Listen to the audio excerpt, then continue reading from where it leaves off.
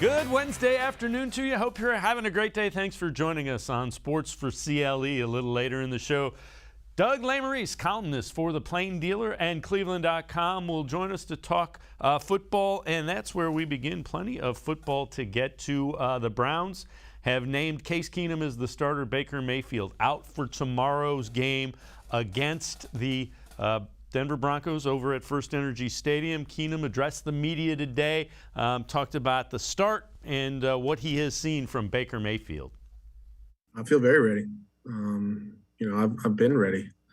You can say you don't have to get ready if you stay ready, and I've been ready since I got here. So I'm excited. I'm ready.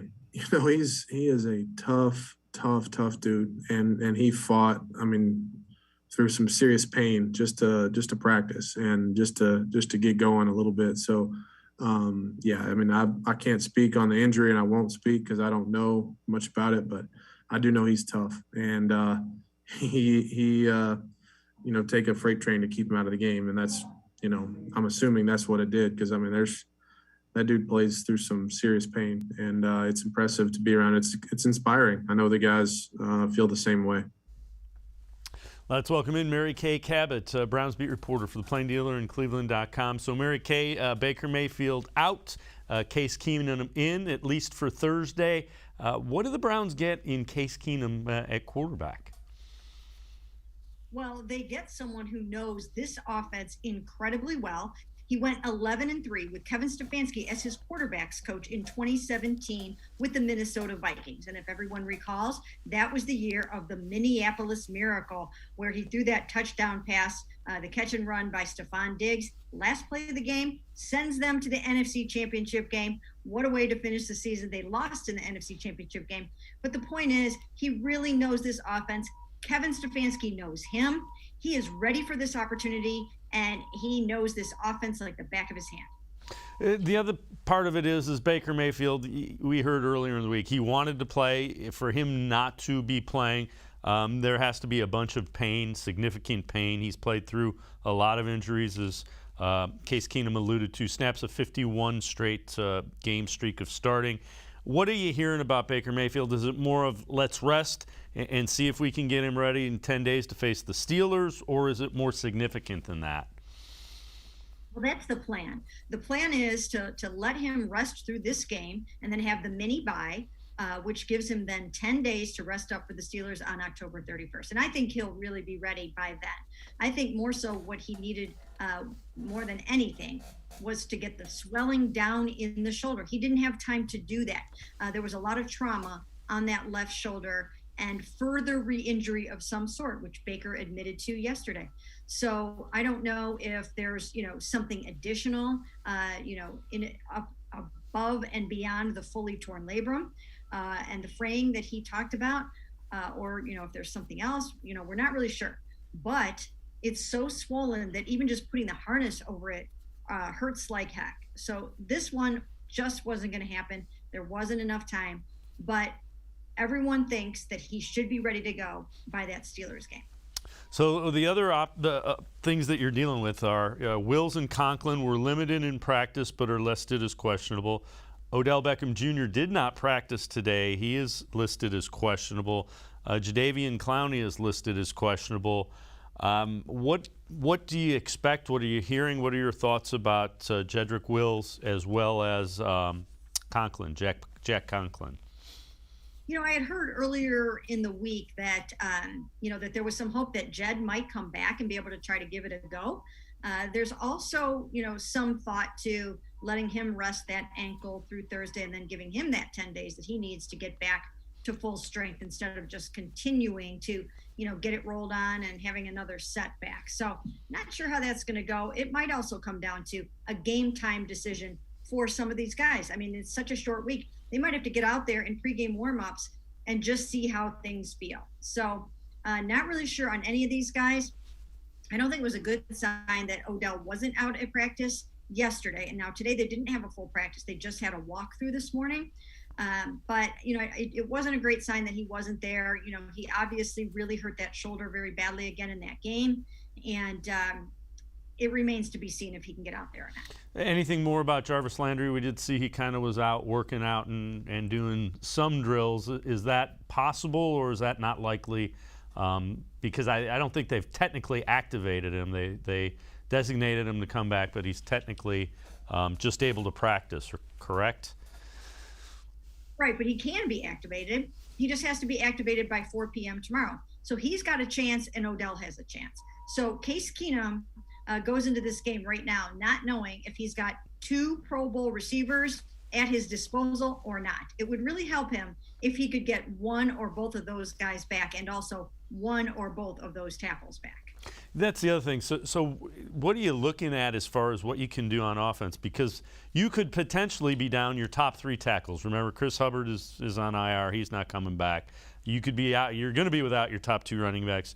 You could be without your top 2 wide receivers. Say all that happens and you're left with what you're left with. What do you do if you're an offense trying to go against the Broncos? What are some of the things that you can do? Well, first of all, I will say this about Case Keenum. He has practiced so much with the backups that feels comfortable to him. It feels like home to him to throw to the guys that are, have been on the second team. Even so much as, even David Njoku, Harrison Bryant, he feels great with repping it with those guys because he's done it over and over and over again. It was kind of like Baker Mayfield and Rashard Higgins back in 2018.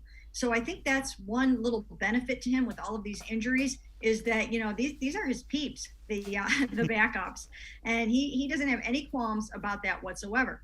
The other thing is he knows this offense, as we mentioned so well, that he can make up for some ills and some deficiencies. He'll be able to get the ball out pretty quickly, and he's going to have to, obviously, especially if the tackles don't play. But he can cover up for a lot of things that might not go right on this offense for him tomorrow. But, of course, it will help him and everyone the more guys they can get back. And D'Ernest Johnson steps into that lead back role. What do you expect from the Browns running attack, and who do you see behind D'Ernest getting the carries? And the other thing would be, do you expect screens? Is that something that you expect the Browns to rely on a little bit as well? And yeah, and the other thing too is the tight ends. I mean, they're going to have to use a lot of the 3 tight end set, which they do that anyways. They have been doing that because you have to get these guys blocked up. You've got Von Miller talking about wanting to come in here and kill whatever tackle he's going against. So they're going to need some chipping help. I mean, when you take those running backs off the field, that also impacts your pass protection, blitz pickup, and all those kinds of things. So I would expect that behind D'Ernest Johnson, that you will see Demetric Felton, and I think you'll see some of John Kelly too. Look over at Baltimore and what they have been able to do. Now they are using some very experienced older veterans in the running game, but they had to overcome the loss of J.K. Dobbins and Gus Edwards. And nobody's going to feel sorry for the Cleveland Browns without Nick Chubb and Kareem Hunt. They just have to go out there and they have to get the job done. It would be easier if they had their 2 tackles. Nevertheless, they've got to be able to run the ball. Before we take a quick break, how important is this? Is it fair to say, you don't want to say a must win in week 7, but it's pretty close for the Browns, isn't it? Yeah, I don't go must win this early. I'm pretty much of a must win purist, just because you don't want to start saying must win, like you said, in week 7, and then all of a sudden you're saying it for the next 10 weeks. So I'm going to hold off on that one for a little while. But from the standpoint of it's an AFC game and you're trying not to fall too far behind the Ravens, who have climbed to 5-1. And then also now look at those Bengals at 4-2. They look pretty darn good. So, and here they are. Here are the Cleveland Browns tied with the Pittsburgh Steelers. Nobody expected them to be here. I think Baker's injury has a lot to do with it. We'll see what happens in this game. Fair enough. Mary Kay Cabot, Browns beat reporter for the Plain Dealer and cleveland.com, and I are going to step aside, take a quick time out on the other side of the break. A voicemail of truth and reason concerning the Browns defense, and we will talk plenty about the Browns defense, including how much will this defensive side of the ball miss Jeremiah Owusu-Koramoah. Sports for CLE will be right back. Stay with us. Welcome back. Back to new friends, new classroom, and learning new things. Back to wearing shoes, man, like real shoes. Back to rushing to class. Back to having questions. Lots of questions. Back to vending machine dinners. Back to too much caffeine, too late at night, but feeling like it was a night well spent. Back to pursuing your dreams and taking control of your future. Come back to go forward. Try C, where futures begin. When it comes to selling you a mattress, most retailers are handing you a line. A long line of extra steps that drive up costs and create confusion. At the Original Mattress Factory, we simplify the mattress shopping experience by building mattresses and box springs in our own local factories and selling them direct to you. It's short, sweet, and simply makes sense. So experience more than just the mattress store. Experience an original, the Original Mattress Factory.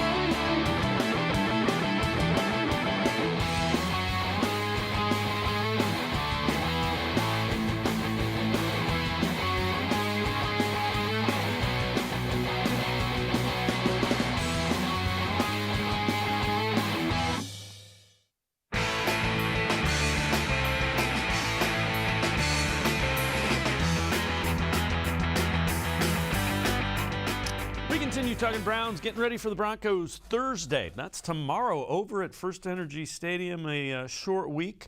Let's go to the voicemail of Truth and Reason, this one about the Browns defense. The whole thing goes back to Joe Woods. Joe Woods supposed to have some excellent players.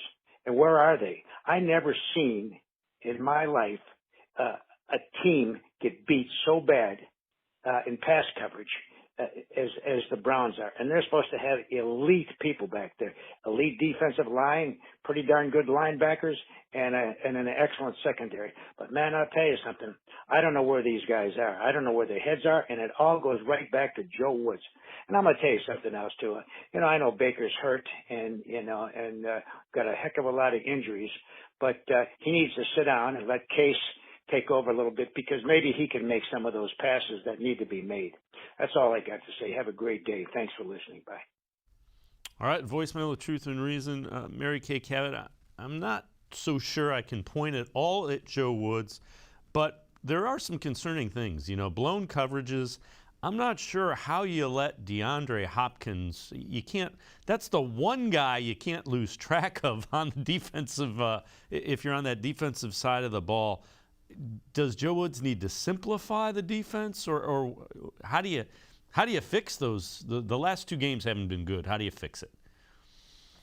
Yeah, you're right. I really believe that this is a collection of very talented football players that are just not coming together yet and playing as a unit, and that's what they need to learn to do.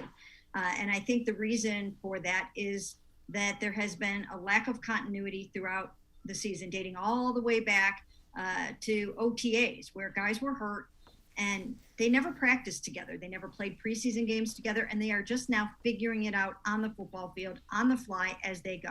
It reminds me a little bit of what happened with the offense last year. They just didn't have it down. Kevin Stefanski didn't know his personnel that well, and they just didn't have the schemes honed the way that they did after the bye week. So I think that's what this Browns defense really needs to do. They need to dig back in maybe a little bit during this mini bye that they have coming up after this game. But for the most part, they all just need to learn to work together better and to communicate more. I think they need to see more from John Johnson III. He's adjusting to a new role back there. They're just getting Anthony Walker back. He's the defensive signal caller. So I think they'll be playing better ball in mid-November, early December. And we do need to point out the three quarterbacks that have made them look bad have been really good quarterbacks, in Patrick Mahomes, Justin Herbert, and then Kyler Murray. Those are three guys that are mentioned in the MVP race. But if the Browns are going to do what everybody expects them to do, they're going to have to beat those kind of quarterbacks. When you look at this defense, what area do you think can carry it? What area can step up and help them be what they need to be to get the next few wins that this team needs?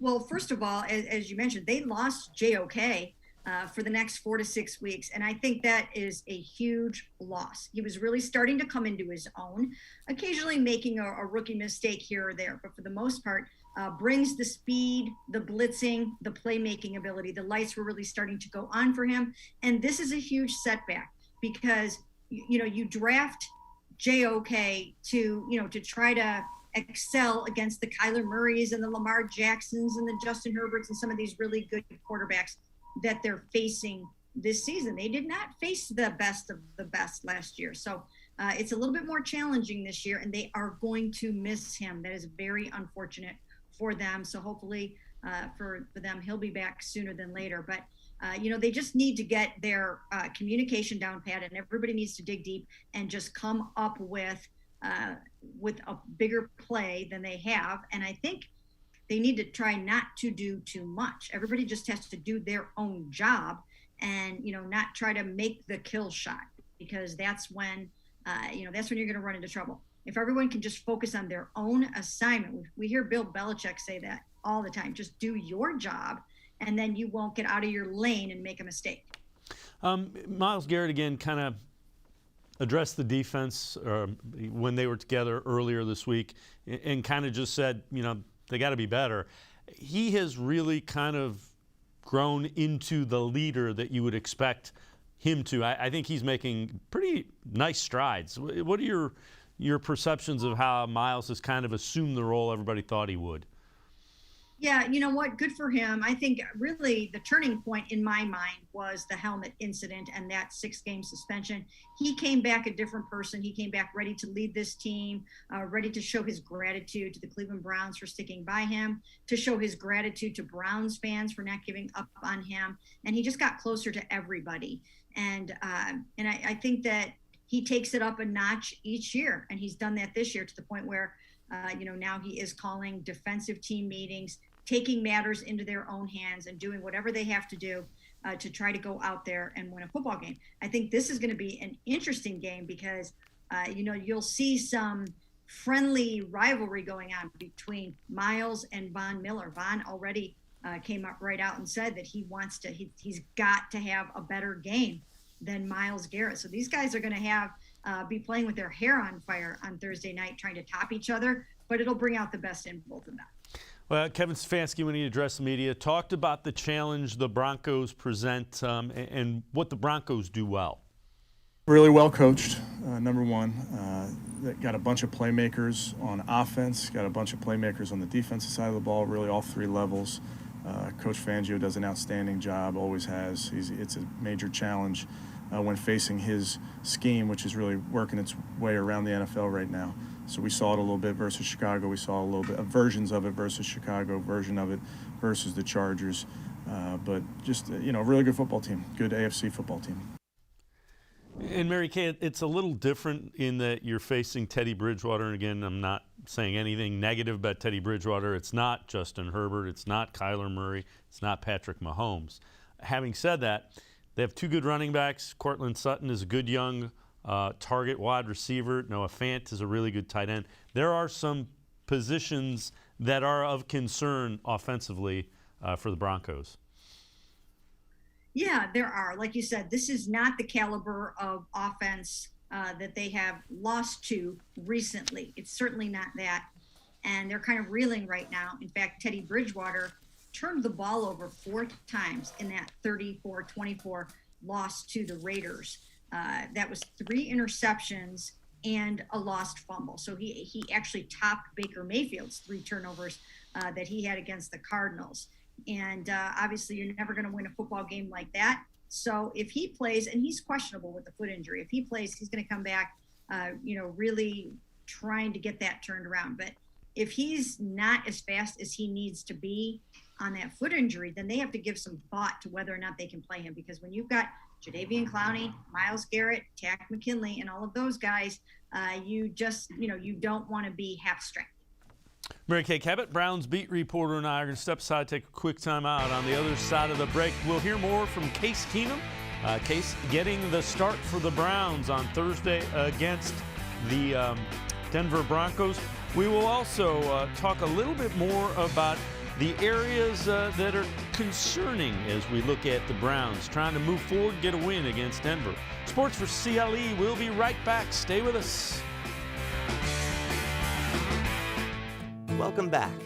Back to new friends, new classroom, and learning new things. Back to wearing shoes, man, like real shoes. Back to rushing to class. Back to having questions. Lots of questions. Back to vending machine dinners. Back to too much caffeine, too late at night, but feeling like it was a night well spent. Back to pursuing your dreams and taking control of your future. Come back to go forward. Try C, where futures begin. When it comes to selling you a mattress, most retailers are handing you a long line of extra steps that drive up costs and create confusion.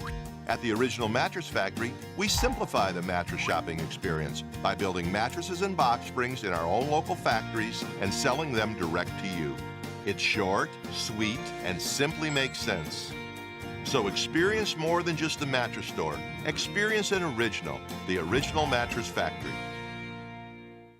The Ohio Lottery Partners in Education program recognizes role model students and teachers from across Ohio. Nominations can now be done completely online. To nominate a deserving teacher or student, go to ohiolottery.com. In the About section, find Partners in Education. There you will find links to the nomination forms. Students kindergarten through 12th grade can be academic all-stars. Teachers can be honored as a Teacher of the Month. The Ohio Lottery Partners in Education, where stars shine.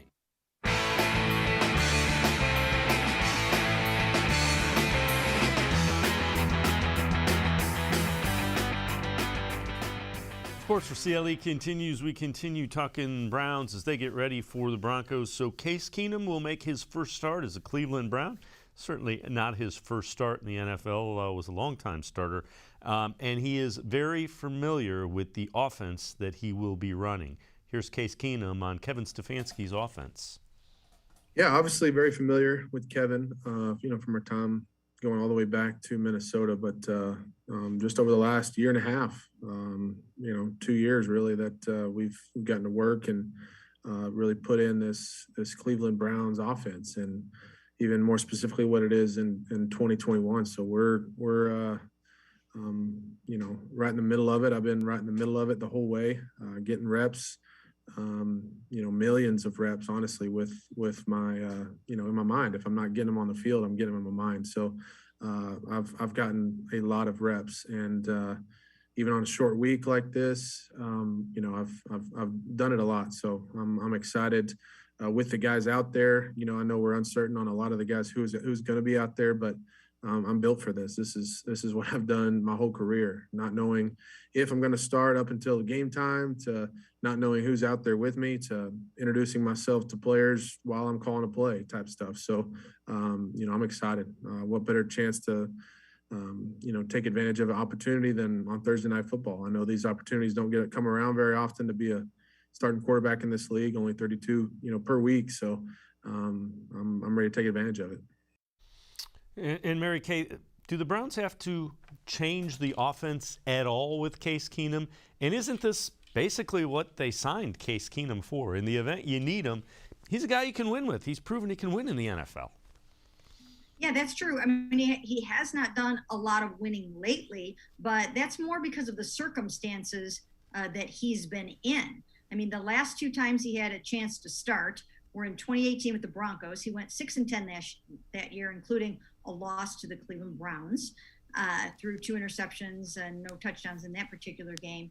And then he went 1-7 with the Washington football team. But what you need to do is just look back at that 2017 season when he was with a good football team and when he had a good scheme to run.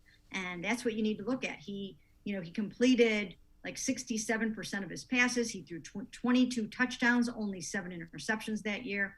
And since that time, the game has even slowed down for him further.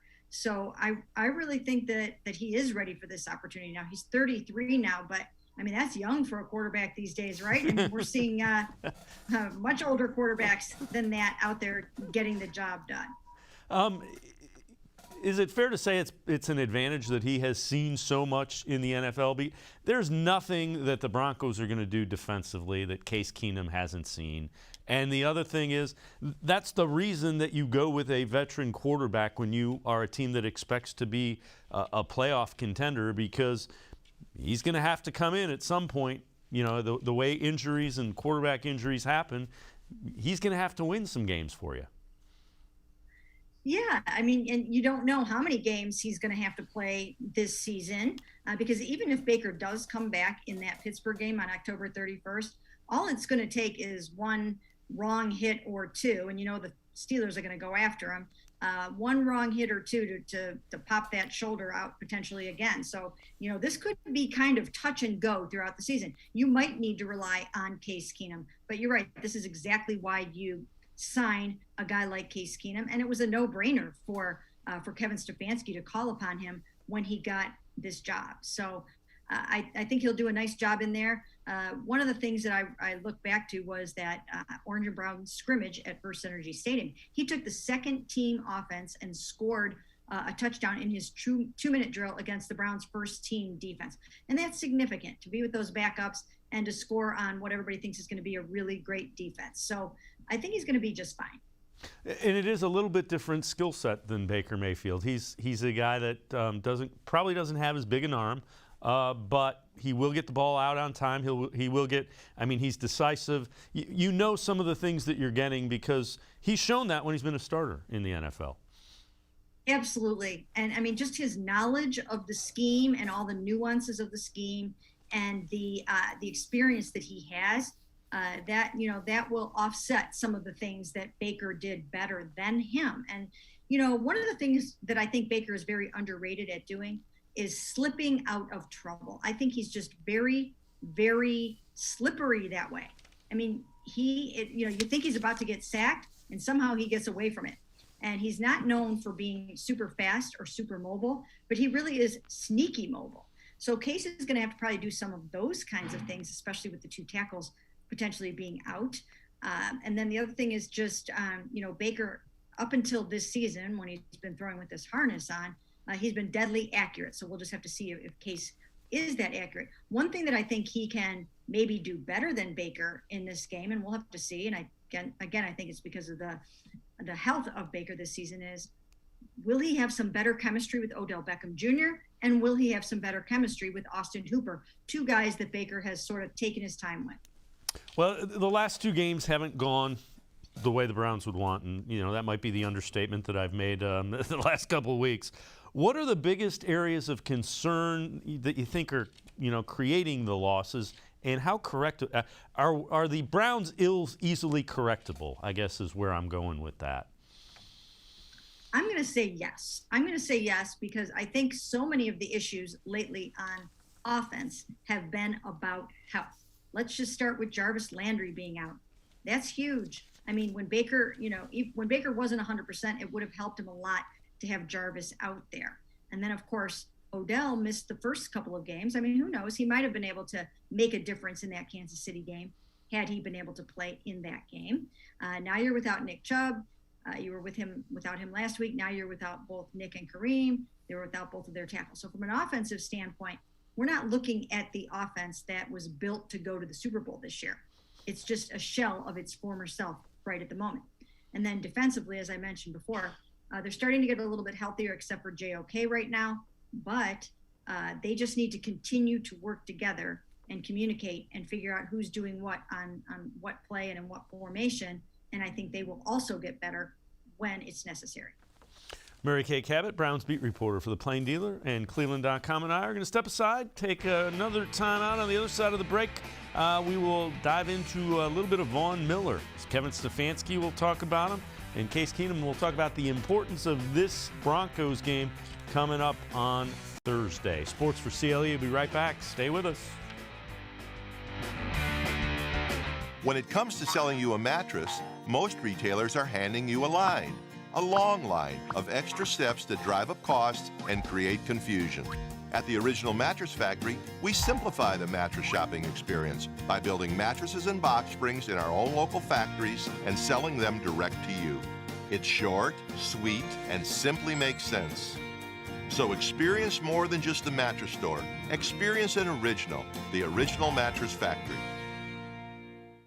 The Ohio Lottery Partners in Education program recognizes role model students and teachers from across Ohio. Nominations can now be done completely online. To nominate a deserving teacher or student, go to ohiolottery.com. In the About section, find Partners in Education. There you will find links to the nomination forms. Students kindergarten through 12th grade can be academic all-stars. Teachers can be honored as a Teacher of the Month. The Ohio Lottery Partners in Education, where stars shine.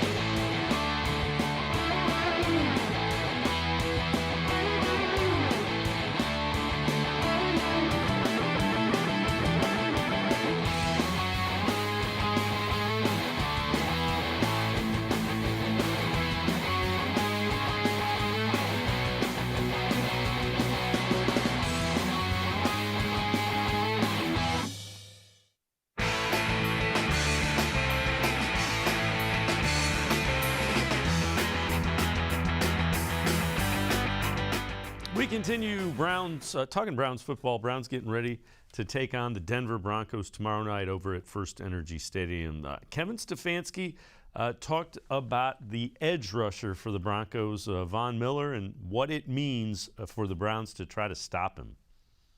Yeah, a lot goes into planning for him. He's a special player, extremely disruptive. He gets a lot of attention from opposing offenses, incredible bend.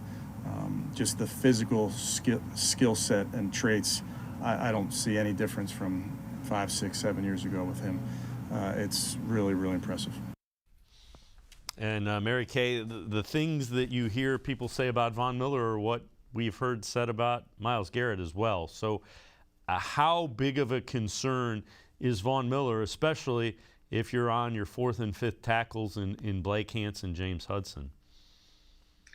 Yeah, it's a concern, especially when he is absolutely determined to go out and have a couple of sacks in this game. And he's called his shot. He's put it out there.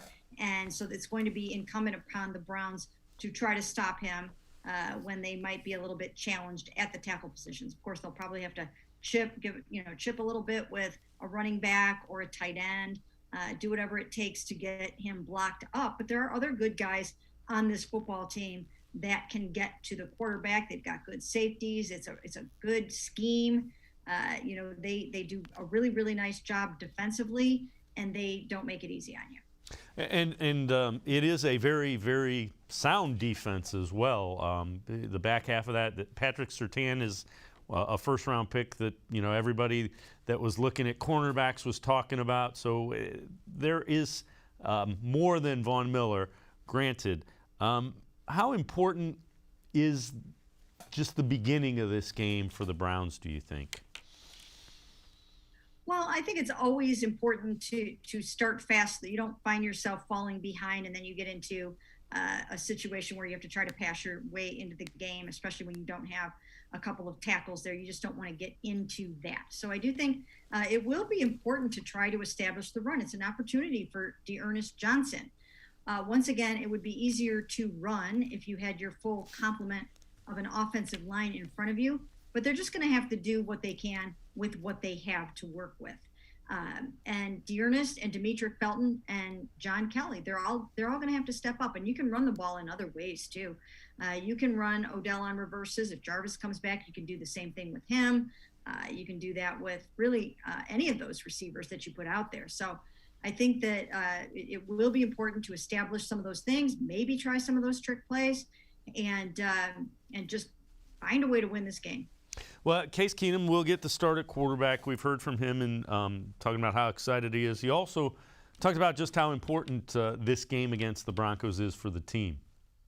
They're all important, man. And it's impossible to look big picture right now. I don't think anybody's really looking big picture.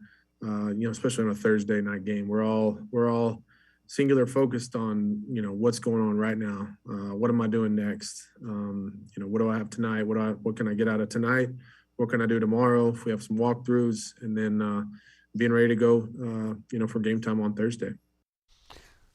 So, Mary Kay, when you look at this game for the Browns, what is the game plan that gets a win that gets them back to 4-3? And we've already mentioned nobody is undefeated in the AFC. Ravens are 5-1. Browns will play them twice, and then there's some teams at 4-2 that are ahead of them. So everything the Browns want still definitely in front of them. But what do they need to do specifically? 4-3 sounds a whole lot better than 3-4 for the Browns. Let's put it that way. Yeah, I mean, depending on the health of this football team and what happens with Baker Mayfield going forward and how well Case Keenum fares, they have an opportunity here to make a little bit of a run. But yes, it begins with this home game. Of course, you want to win your home games. This is the second of a 3-game homestand, and it didn't get off to the start that they wanted to. So they need to get this turned around. That was the first time, of course, they lost back-to-back games under Kevin Stefanski. So they need to do everything they possibly can in this game. And I think the key in my mind is to win the turnover battle. As I mentioned before, Teddy Bridgewater, 3 interceptions, 1 fumble. The Browns are going to be looking to pick it off. They have not taken the ball away. That defense needs to step up and start getting some takeaways. Conversely, Case is going to really need to protect the football. Now, he did that in that 2017 season with Kevin Stefanski as his quarterbacks coach, only throwing 7 interceptions in those 14 starts. So he needs to be like that again. And then the running backs can't let it get punched out. So take it away. Don't give it away. That's the key in this game. Do you think the Browns are able to run the ball effectively enough as they need to? I mean, obviously, they're not going to be able to run it the way they do with Nick Chubb and Kareem Hunt because nobody can, quite frankly. But you mentioned Ernest Johnson, Felton, the guys that they use, they certainly have the ability to still run the football. They definitely do. And they will. They will still run the football. And like I said before, it might not be in the ways that you always expect. I mean, it might be a little bit different. It might be on some jet sweeps or whatever, but they are going to find a way to run the football. And I think Ernest Johnson is really going to want to go out there and show what he can do. And we've even seen John Kelly do some good things. I mean, he might surprise people a little bit if he gets a few reps. And same thing with Demetric Felton.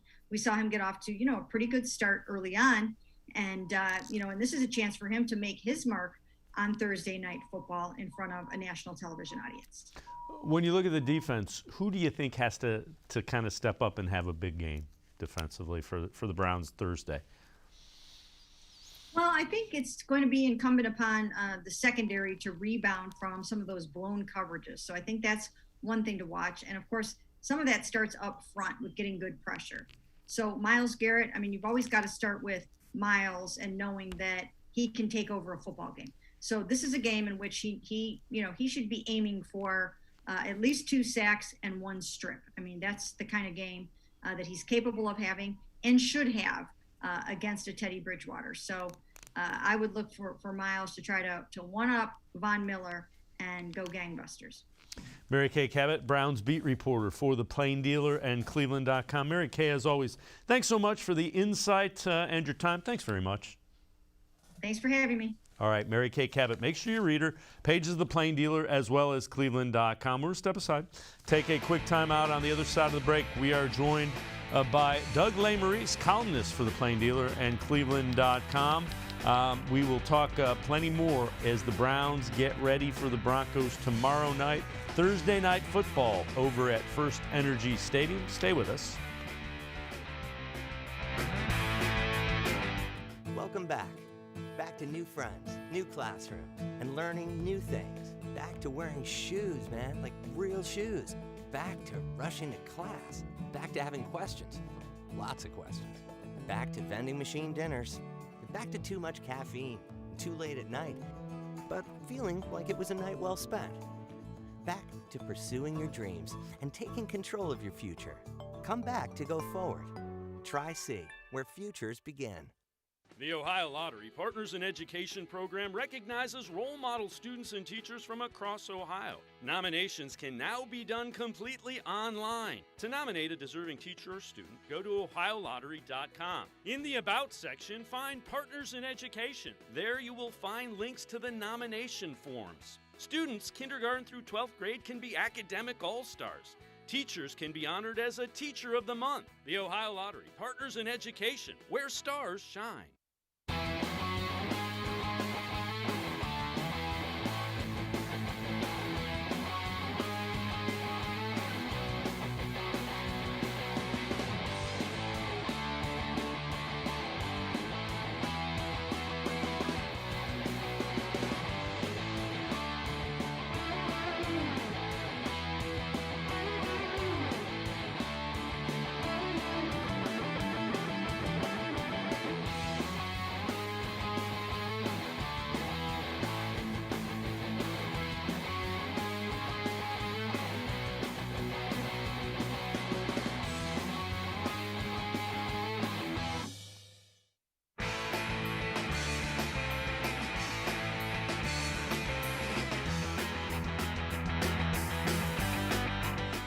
We continue talking Browns football, getting ready to face the Broncos tomorrow night over at First Energy Stadium on Thursday Night Football. Case Keenum will make his first start at quarterback for the Browns. He talked about the challenges facing a guy like Von Miller, someone he knows who is a former teammate of his. Yeah, I saw Von's media deal the other day, and I tried to text him. And I think we came to agreement that he's just going to go out there and, not rush the quarterback. I think he's going to take a knee every time he gets on third down. So I think we'll be good. No, I'm just kidding. He didn't say that. I think he changed his number. I tried to text him, but, he's a tough guy to block and run or pass. So we're going to know where he's at all times. There's no doubt about that. Let's welcome in Doug Lesmerises, columnist for The Plain Dealer as well as cleveland.com. Doug, if Case Keenum could have got that agreement, I think we would have sent him as a negotiator for a lot of things. Relationships matter, man, right? Like, hey, Vaughn, we go way back. That's why you want a veteran quarterback. I think it's one of the more important things about having a veteran quarterback is you get a guy with friends so they don't rush him. You can just tell, though, the guy's like like whatever. This is why Case Keenum's here. So it's funny, and I'm sure you talked about this a lot with Mary Kate. This is exactly why he's here. You never want it to happen. But when it does, this is exactly why he's here and why I think sometimes you could argue that the backup quarterback is one of the 10 most important guys on your roster because when he's not playing, he's 30th, and when he is playing, he's practically first. Yeah, and you know what? I think the decision not to play Baker was the right one. You don't want him going out there and getting hurt worse than he is. Hopefully he can come back. I'm not surprised. Were you surprised by the Browns naming this? Quite frankly, I thought this was what would happen just because of the short week. I think I would have been surprised if it didn't happen, right? Because there's two ways that it could happen, which is just absolutely, positively, medically, it's impossible. And then there's also I guess technically he could, but it doesn't make sense to do it. So I just thought both of those two things, either one of those options, I just don't know what the rush is, Dave. And the thing is, clearly the worst case scenario here is Baker plays and they lose. And he looks terrible and the shoulder is still a lingering thing. And how's it ever going to get better? Case Keenum plays, they're super hurt and they lose is not the worst case scenario, right? They don't want to be 3-4. But if you're 3-4 with your backup quarterback, neither of your top two running backs, we don't know if the tackles or receivers are going to be out. Honestly, it's a built-in excuse. Psychologically, nobody wants excuses, but you would have them. So, and I do think Baker's at the point where I think anybody healthy might be a better option until he can get back to being himself. So we talked about it on the postgame podcast on Sunday. I thought this made sense, and it's not it's not an issue about how tough Baker is. It's like what's right for him and what's right for the team. And I think it's clear this was it. Yeah, and I can't imagine anybody necessarily arguing that. The other thing that Mary Kay brought up that I thought was a really good point, Case Keenum has reps with guys that are backups because that's what the backup quarterback does. So the timing isn't as big of an issue with Case Keenum and, say, Donovan Peoples-Jones or Anthony Schwartz or those kind of guys who very well may be your skill position guys if Odell can't go and Jarvis can't go. Yeah, I'd still rather have Odell, Jarvis, Nick Chubb, Kareem, Jack Conklin, and Jedrick Wills and be like, fine, we don't have any reps. Who cares? So, you know, you don't want to go too far. Like, you know what? What if they just start the whole second team? Why play Bitonio? Why play Austin Hooper? Just play the twos. I know what she's saying, though, and we've made a big deal about that when Baker was a rookie and Baker having those second-team reps with Rashard Higgins, and it's been a storyline that's continued through their careers. So, you know, that obviously timing matters. In the passing game, timing matters. But this really, to me, is about the Kevin Stefanski way of doing business with establishing the run and play action and, you know, smart reverses at the right times where the guys actually flip it and everything that goes into it. It's almost one of those things again, right? If they go out and they look just as good with all the backups and it's like, man, maybe it's just the system. You could put any player you want out here. But that's actually what you want. You want such belief in the system right now that the second teamers could run it and that you can look in range of who you are with Demetric Felton and Donovan Peoples-Jones and Dearness Johnson and Case Keenum. And it's nice to have, I think, they have talent to believe in, clearly. Regardless of what happens Thursday, when they're healthy, they have talent to believe in. But I think they also offensively have a system to believe in. And I do think systems can win you games. Systems alone can't win you a Super Bowl. But I think in the right moment, a system can win you a game, and we know how Kevin Stefanski plays. Yeah, I would agree. All right, this one I don't agree with. Let's get your opinion on this. So the Bleacher Report came out, and this was just today. Weakest link for every team. They have Baker Mayfield as the Browns' weakest link. I think that's unfair because I don't think Baker Mayfield has been healthy since like the second game of the season. I mean, the choice is either Baker Mayfield or does not apply, right? Because they're a 3-3 team with no weak links. Their weak link is health. Can they put that on the thing? Because, I mean, clearly there are defensive issues. So I think you probably might lean secondary play. I think secondary talent is not the issue. Secondary play as of late might be the issue. But Baker not being himself, that's the thing that's so hard to evaluate with this whole team right now, Dave, is it's like, well, what are we evaluating? Are we evaluating the healthy version of the Browns that we think they'll get closer to at some point? Or are we evaluating right now who's playing, who's not, how they are playing when they're half hurt? So, you know, Baker hasn't been himself. When Baker's himself, I don't think he's a weak link, however you would describe that. But he hasn't looked like himself, and, you know, that's the ultimate issue here. Yeah, that's, you know what? That's well stated. I will give you a gold star for that statement. Good job, buddy. All right. Von Miller talked about Myles Garrett. Remember, these two know each other, Texas A&M. There's that whole rivalry going on. Here's Von Miller on Myles Garrett. That's my guy. I was just about to say that. You know, I definitely got to play better than Myles this week. Because if you know, Myles, he's gonna make a couple of plays as well. You know, he's a beast. You know, I keep in touch with him. You know, he's attended the Pass Rush Summit. And, you know, that's just how it is when you go to Texas A&M. You know, Aggies take care of Aggies, and you know, we got a lifelong brotherhood outside of, you know, the NFL. You know, we went to Texas A&M, the best school in the SEC and in the NCAA. You know, so.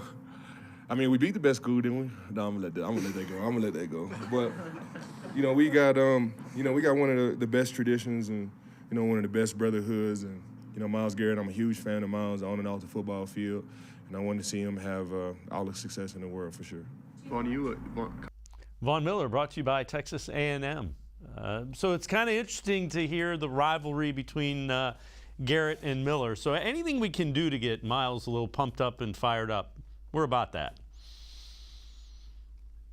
Texas A&M should be in the playoff conversation if they didn't lose to Mississippi State the week they beat Alabama. So they only have themselves to blame for that. They are pretty good. Can we get this started now? How about when Von Miller starts getting on the backside of the career there in Denver? You know, I mean, it happens with everybody, right? In the team, they can't pay him anymore. Let's start the Von Miller to the Browns in another year or two when he can be the opposite edge rusher, opposite Myles Garrett. And they can, don't they seem like they would be friends, right? They're so smart and interesting in addition to being ferocious pass rushers on the field. I'd love to see that guy in Cleveland at some point. So, you know, I do think we've seen it enough in sports. We see it in life. It's like, well, there's guys that you hate. You want to beat the guys you hate, but you actually really want to be better than the guys you love, right? Because you want to have bragging rights when you talk. So if Myles Garrett and Von Miller want to have a sack off on Thursday night, I think we're here for it. Absolutely, without question. All right, so we mentioned little friendly rivalry. So what existed between Myles Garrett and Kyler Murray? Kyler Murray obviously got the better of it. Here are the two kind of exchanging pleasantries, mic'd up after the game. Why you got me in the graveyard, man? What? Why you got me in the graveyard? How are you? Good to see you. Good to see you. Yes, sir. It needs to add motivation. Yeah. I saw, at least my they have RIP over it. True. They said, especially not tonight. You ball, bro. You good, bro? Yeah. Keep it going, bro. You too. Doug, he knew he was in the graveyard and didn't like it. I mean, you put a guy in a graveyard. I mean, you know, I'm not sure that you talk your way out of that. I mean, it's like, oh, I didn't. I mean, I wasn't actually gonna bury you, not for real, but I just pretended that I buried you in my yard. Ha ha.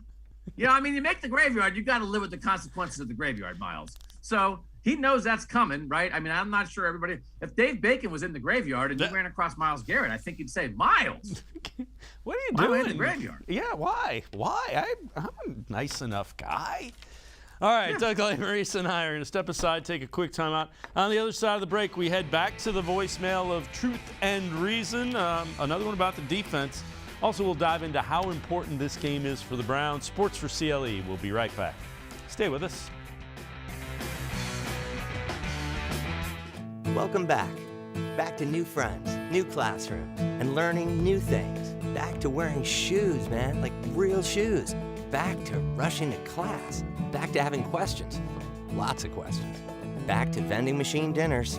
Back to too much caffeine, too late at night, but feeling like it was a night well spent. Back to pursuing your dreams and taking control of your future. Come back to go forward. Try C, where futures begin.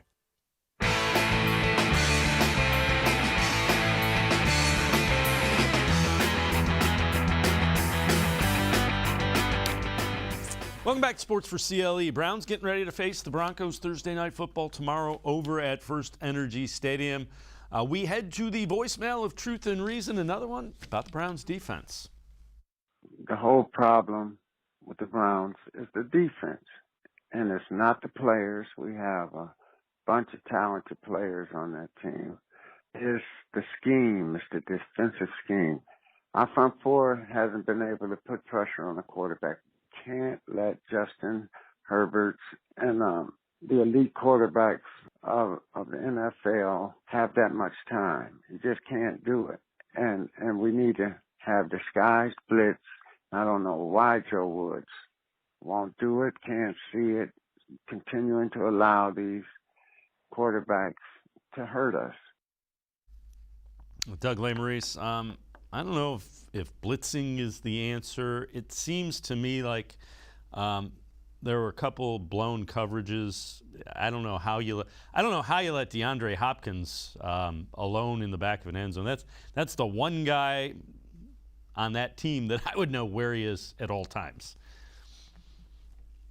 Well, I think 10 guys knew where it was, and Ronnie Harrison didn't, because Ronnie Harrison's supposed to have that deep back part of the end zone in cover 2, and he bit up on a crossing route underneath. So listen, when I went back and rewatched the game, there was at least one play that stood out to me. I can't remember exactly what it was, but I think they blitzed Troy Hill Grant Delpit and then JOK came late because the guy he was supposed to cover stayed in the block.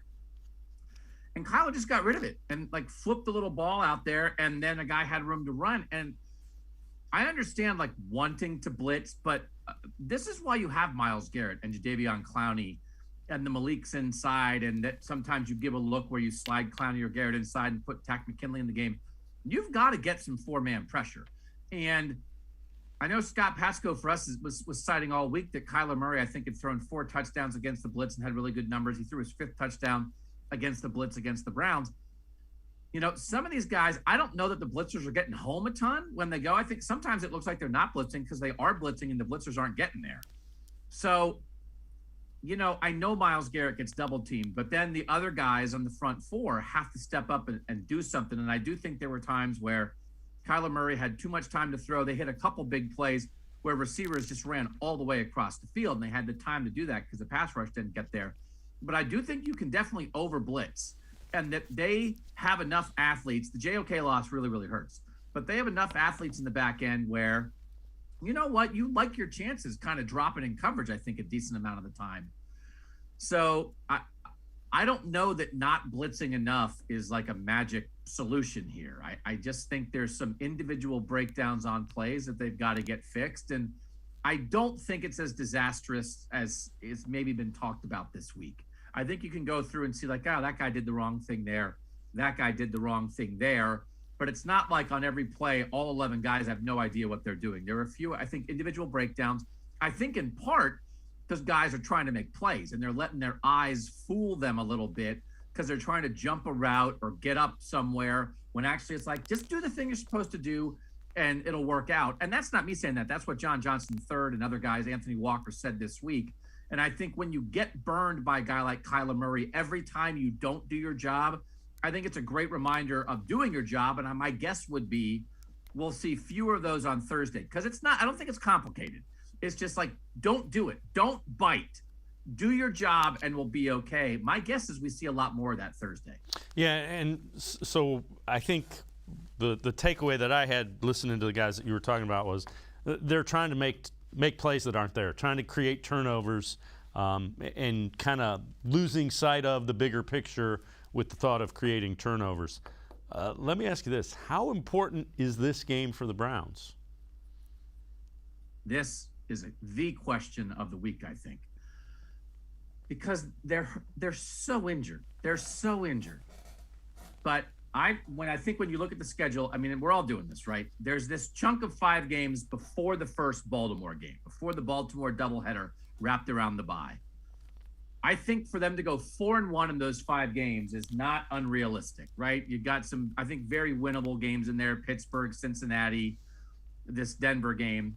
And then I think the last 6, you've got Green Bay in there, the double Baltimore, another Cincinnati, I think another Pittsburgh. I think 4-2 there is not unreasonable for them if they're the team we think they are. And I don't know that we've had anything happen that makes us believe they aren't the team we thought they were, other than the devastating injuries. They've got to get healthy. They go 4-1 in the next 5, 4-2 in the last 6. That's 11 wins, right? That's 11-6. And I don't think they have to go 11-6 to make the playoffs. I think 10-7 makes the playoffs. And I think it's possible 9-8 makes the playoffs. When you look right now, there's I think 6 teams in the AFC with a better record than them. 7 get in. The Chiefs are 3-3. You got to account for the Chiefs, but the Bengals are 4-2. Are they going to stay like that? I don't think so. It's all right there. So is this a must win? No, it's not, because I think they could lose to Denver, being like as hurt as any team in the league, get a little healthier and run off 4 straight. Plus you have, I think, at least a game to play with in the Doug plan.